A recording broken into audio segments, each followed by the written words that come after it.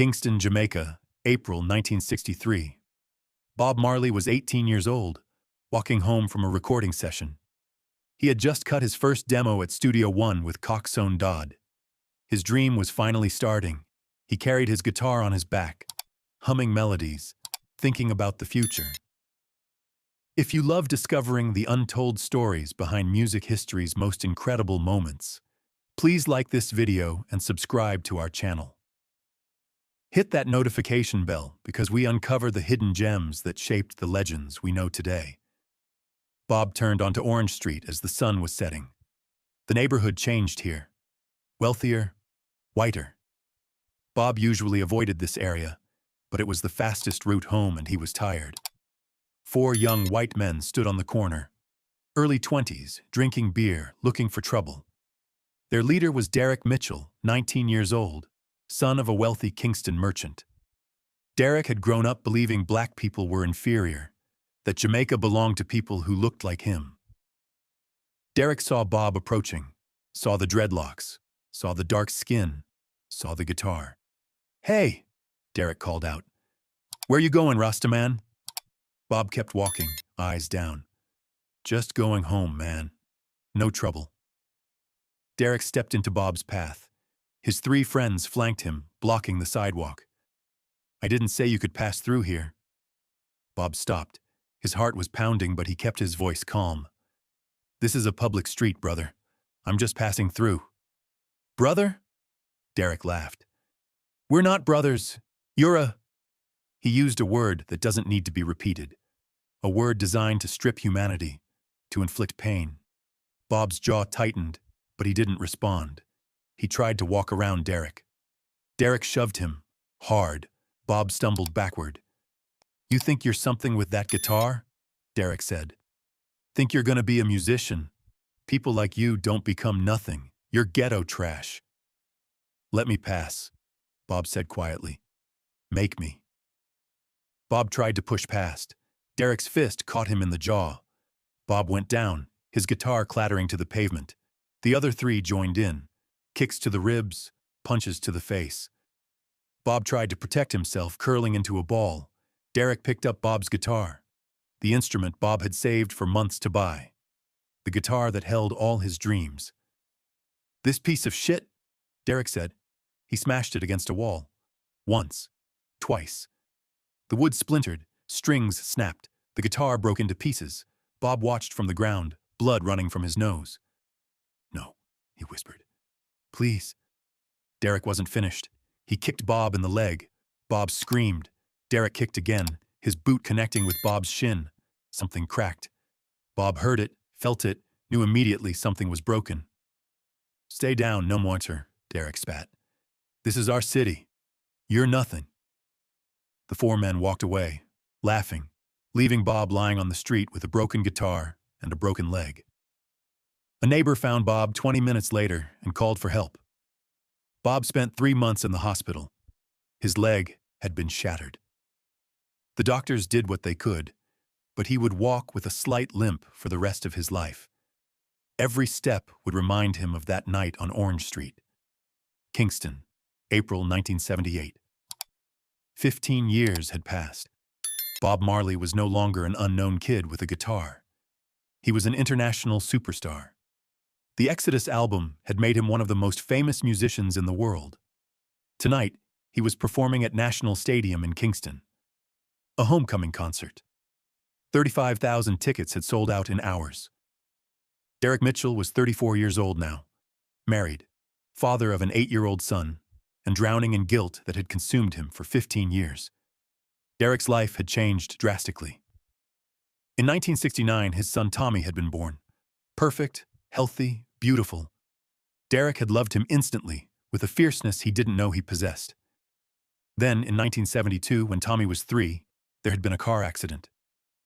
Derek had been driving. A truck ran a red light and hit them. Derek walked away with minor injuries. Tommy did not. Tommy's spine had been damaged. He would never walk again. Paralyzed from the waist down, confined to a wheelchair for life. The guilt had nearly destroyed Derek. Not just guilt about the accident, but older guilt, deeper guilt. Derek couldn't stop thinking about Bob Marley, about the leg he'd broken, about the violence he'd inflicted. When Tommy's doctor explained that his son would never walk, Derek had thought, "This is karma. This is punishment for what I did." Tommy grew up in a wheelchair, but he grew up happy. He loved music, especially reggae, especially Bob Marley. By age 7, Tommy had Bob Marley posters on his walls. He played the cassettes constantly. Three Little Birds, One Love, Redemption Song.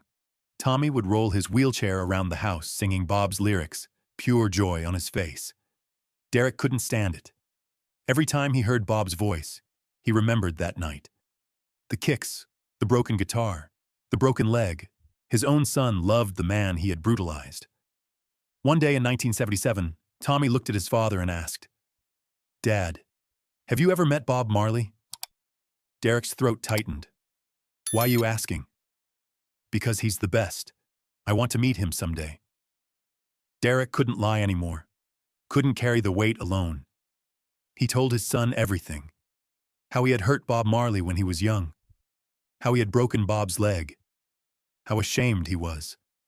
Tommy stared at his father, tears forming. "You hurt Bob?" "I did, and I've regretted it every day since." "Then you have to say sorry, Dad." "Tommy, I can't just—" "You have to." Tommy was crying now. "Bob Marley is good. He teaches love, and you hurt him. You have to make it right." When Bob Marley announced his Kingston concert, Tommy begged his father to take him. "Please, Dad, I've never been to a concert, and you need to apologize to him." Derek looked at his son, 8 years old, in a wheelchair, asking to go to a concert so his father could make amends for a crime committed before Tommy was born. "Okay," Derek said. "We'll go." Derek bought 2 tickets. Not expensive seats, he couldn't afford those. But they would be there. That's what mattered. April 22nd, 1978, National Stadium. Derek pushed Tommy's wheelchair through the crowds. Tommy's face was lit up with excitement. He wore his Bob Marley t-shirt, the one he'd begged for at Christmas. They found their section. Middle area, decent view of the stage. Derek lifted Tommy from the wheelchair and held him in his lap so he could see better. The stadium was electric. 35,000 people singing, dancing, celebrating. Tommy was singing along to the pre-show music, bouncing in Derek's arms despite his useless legs. Then the lights went down. The crowd erupted, and Bob Marley walked onto the stage. Derek's breath caught. There he was, 15 years older, dreadlocks longer, world famous now, but still him. Still the kid Derek had beaten on Orange Street, and Bob was limping, slightly but noticeably. His right leg didn't quite work properly. Derek saw it, and his stomach twisted. "I did that. That's because of me." Tommy didn't notice the limp. He was transfixed. "Dad, it's him! It's really him!" Bob performed for an hour. Positive vibration. Exodus. Jamming. Every song brought the crowd to its feet. Tommy sang every word, his small voice lost in the thunder of 35,000 others. During No Woman, No Cry, Derek started crying, quietly, so Tommy wouldn't see. The weight of 15 years of guilt, the sight of the man he'd hurt now bringing joy to thousands, the irony of his own paralyzed son loving this man so much. It was too much. After the 5th song, Bob stopped and addressed the crowd. "I want to do something special tonight. This is my home. You are my people, and I see someone out there." Bob scanned the crowd, his eyes moving across sections. Derek felt his blood turn cold. "No, he can't see me. There's 35,000 people here." But Bob's eyes stopped, focused. Derek was looking directly at him, their eyes locked across hundreds of feet of space. Bob knew. Somehow, impossibly, Bob recognized him. "There's a young brother out there," Bob said into the microphone. "In a wheelchair. I see you, little brother. What's your name?" Tommy looked around, confused, then realized Bob was looking at him. "Me." Tommy pointed at himself. Bob nodded. "Yeah, you. Come here. Come to the stage." Tommy's face exploded with joy. "Dad, he wants me. Bob Marley wants me on stage." Derek couldn't move, couldn't breathe. This wasn't happening. "Dad, we have to go!" Tommy was pulling on Derek's shirt. Derek looked at his son's face. Pure joy, pure excitement. The happiest moment of his young life. Derek couldn't take that away from him. "Okay," Derek whispered. "Let's go." Derek pushed the wheelchair through the crowd. People moved aside, creating a path. Security guards helped them reach the stage. Derek's hands were shaking on the wheelchair handles. Bob walked to the edge of the stage and knelt down. He looked at Tommy first. "What's your name, little brother?" "Tommy," the boy said, his voice barely working from excitement. "Tommy, that's a strong name. You like music?" "I love your music.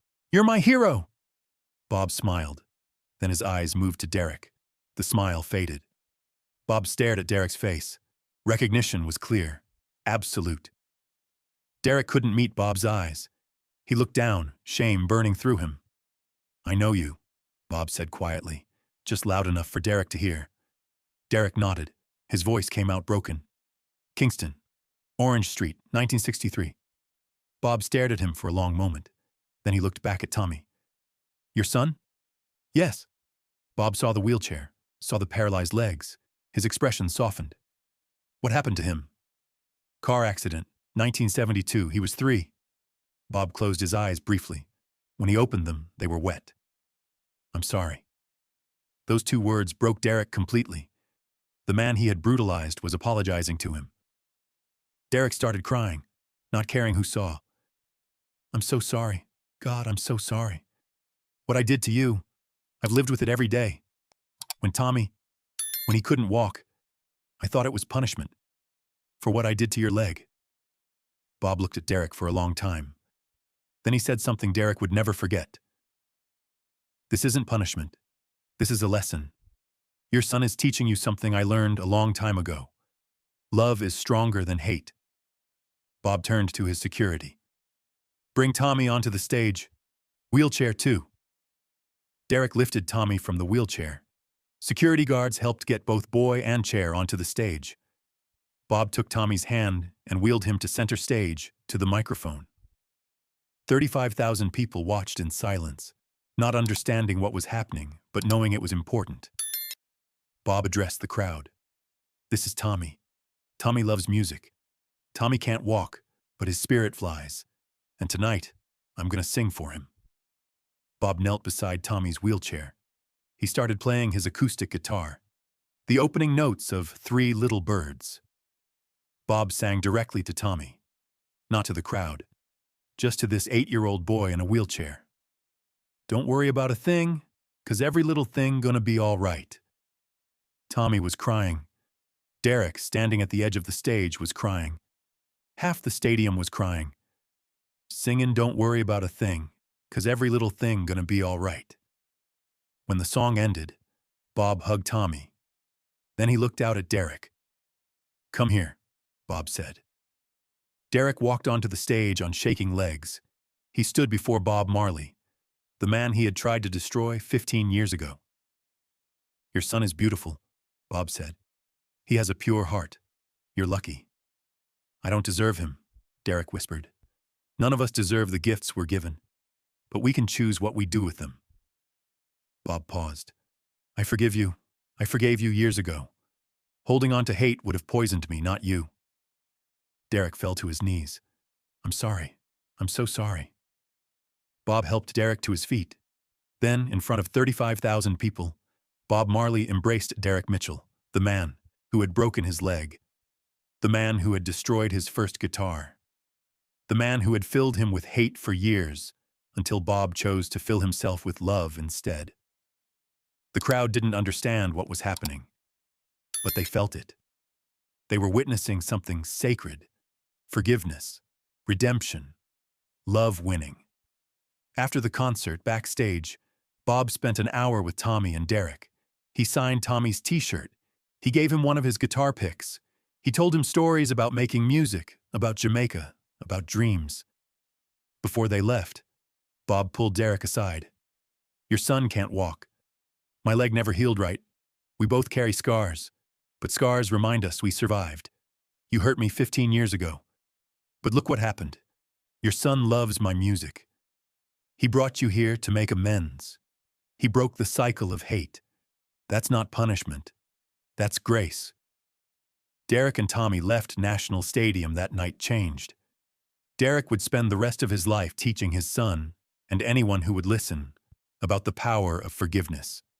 About how Bob Marley could have had him arrested, could have humiliated him publicly, could have rejected them both. But instead, Bob had shown mercy, grace, love. Tommy grew up to become a music therapist, working with disabled children. He taught them that physical limitations don't limit the spirit. On his office wall hung a photo from that night. Tommy in his wheelchair, Bob Marley kneeling beside him, both smiling. When Bob Marley died in 1981, Derek and Tommy attended the memorial service. They stood in the back, both crying, holding each other.